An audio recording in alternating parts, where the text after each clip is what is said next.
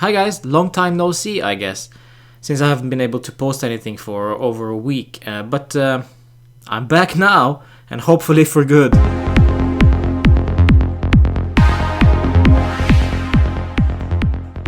So before I do anything Juve related, I just want to let you know, guys, that last Tuesday I ended up in a hospital, so since then I had to take time off both social medias and of course the YouTube. So guys, my advice to you, listen to your body, because it will let you know when enough is enough, and it did so with me last week anyways. But I'm recovering well, and I will probably be out running again before we terminate Sami Khedira's contract.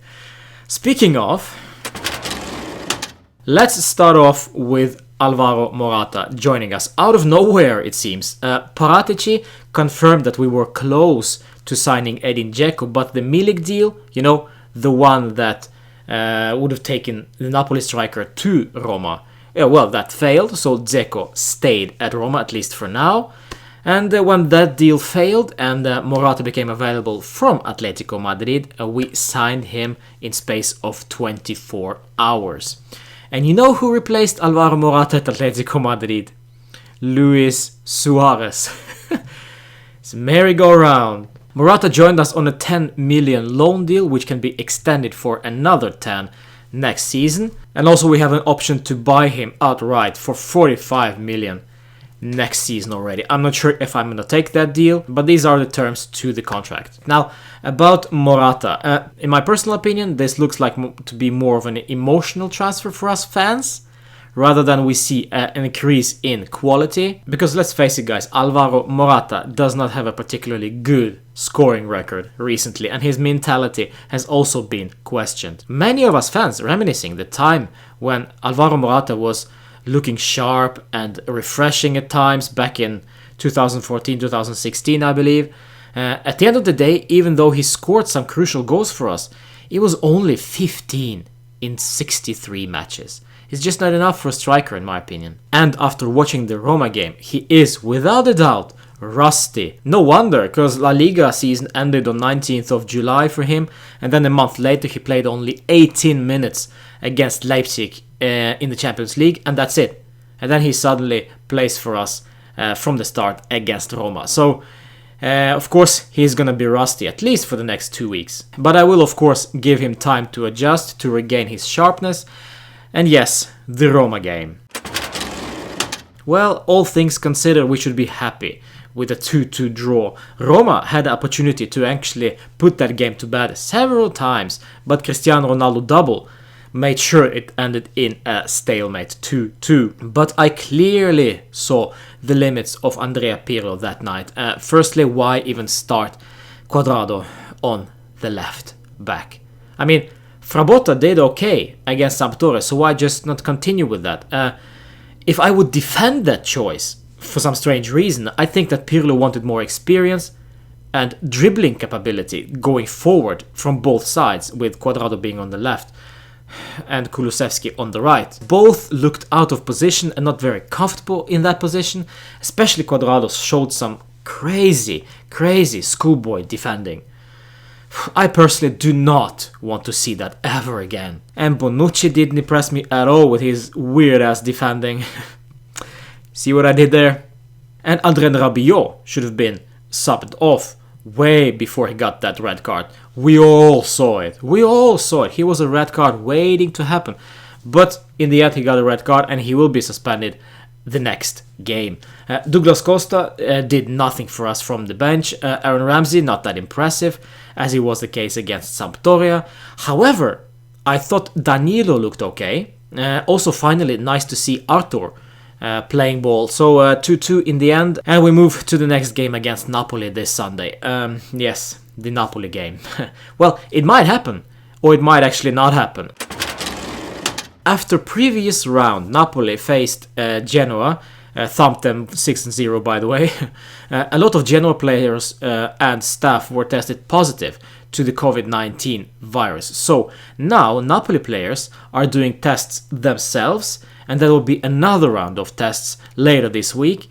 The results for that second test will arrive first on Saturday. It might not be enough for Napoli to be given an all clear to travel to Turin. So we will see. Maybe the game will be postponed to Monday.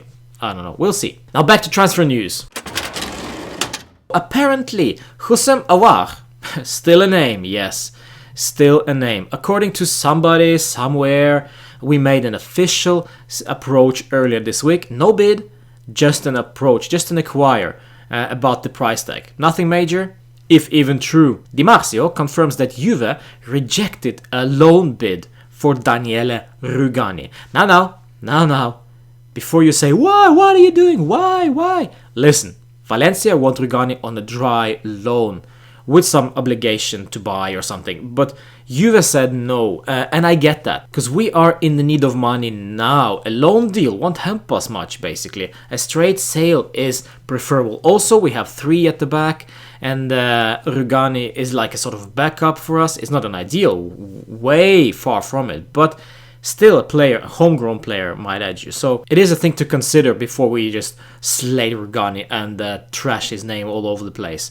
Just calma. And we are in no rush to sell this guy. As I've said it many times, the club is happy with him and he is happy at the club. So no matter how bad of defender he is, that's it. The end. Yes, regarding the end, there seems to be no end to the Sami Khedira saga. He does not want to terminate his contract unless he's getting paid the full amount of his annual salary. If that deal does not happen and he actually stays, I say, let him be a part of the team in training sessions, but do not let him anywhere near any match squad. Play him with under 23s. Yes, I get that he has every right to stay and to take a stand, but guys, at the end of the day, if he loves the club, he should take one for the team. If he stays healthy, he would be a great addition to Juventus under 23s. And finally, a tale of Federico Chiesa. No,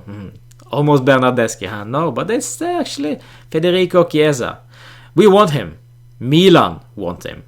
He wants to leave, apparently, as the latest rumors suggest. What is the deal Fiorentina are going to accept? For sure, they would prefer a straight bid, straight sale, ciao, done, because they also need money, most probably. But the COVID-19 made it difficult for all of us. So a loan with obligation to buy, expensive loan at that, looks like to be the way to go. So question is, do we need this type of player? Maybe. To be quite honest, maybe. I don't know. I'll say it like it is. I don't know. Because he plays as a right wing-back for Fiorentina. At least he does this season. But he is ultimately a Juan Cuadrado 2.0. A slight improvement in the offensive department, but not so impressive defensively. However, he's Italian, he's young, so there is something though. I personally was not a fan of his, because of his diving and his cheating, but he grew on me lately, and might just be the answer at right back, because I'm simply sick and tired of screaming Cuadrado! So there we go, that's it from me for now. Catch me later this week for a preview for Juve against Napoli, if that game actually goes ahead, and a brand new segment to be released next week. See you, thanks for watching. Fino alla fine, Forza Juve.